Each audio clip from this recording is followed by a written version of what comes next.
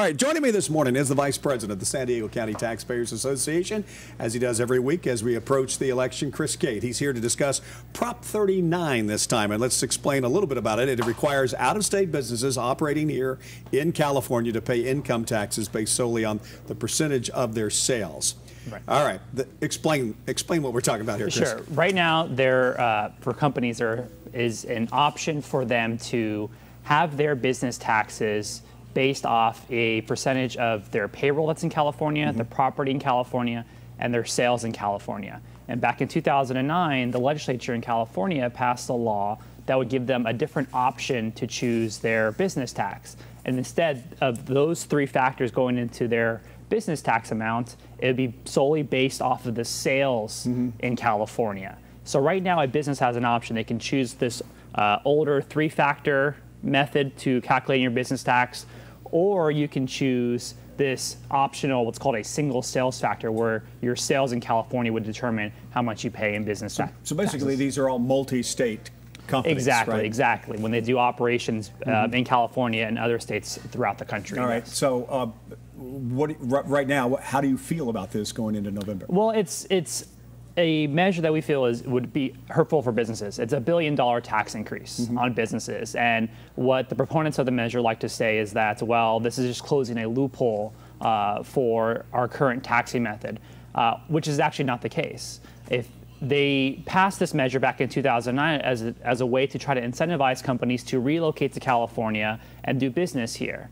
Well, last year, 2011, was the first year that this taxing method came into play, so we have no idea whether or not this works or not. Yeah, this was something the legislature was trying to pass up in Sacramento, right, without the prop. Right, exactly. Earlier this year, the legislature had this go through the floor and go through their session, and it failed in the legislature.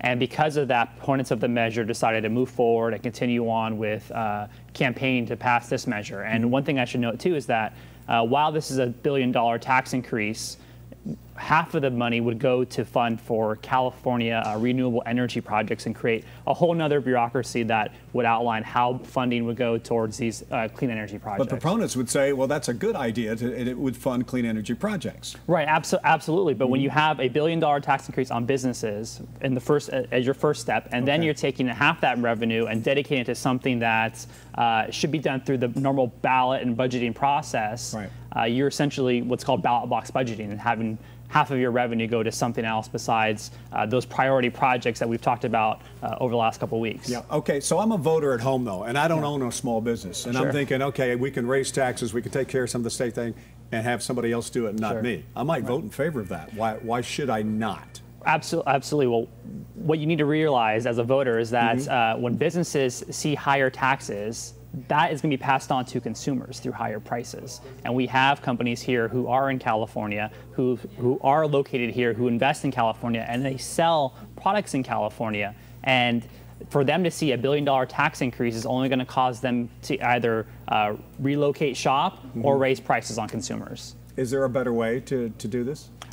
The current way we have right now. I mean, that's the one thing that we're somewhat frustrated with, is that this new single sales factor method has only been in place for a year now. We have no idea what the effects are of this, and whether they actually do drive businesses to California, invest in California, or if they're making companies relocate. We have no idea because there's no evidence yet. The voter may be frustrated with this, though, thinking that, okay, they're going to go ahead and pass this thing next year anyway, the legislature. Do you feel like it will be stopped again next year in the legislature? I don't think so, because if it didn't pass legislature this year, because we don't know what's going to happen with this in terms of the effects on businesses. So I think after seeing some evidence, they may realize that, hey, we don't know whether or not this is a good thing for our businesses in California or not. Let's back off for now. Some states do have this in effect, right? Yeah, absolutely. And that's where there's no evidence of how this actually impacts companies. I mean, there's been a number of studies that have been done looking at this type of taxing method, and no one has any conclusive evidence about whether this actually promotes businesses or hurts them. So the San Diego County Taxpayers Association says no on Prop 30. Yes, sir. All right, Chris Cate, thank you very much. Thank you.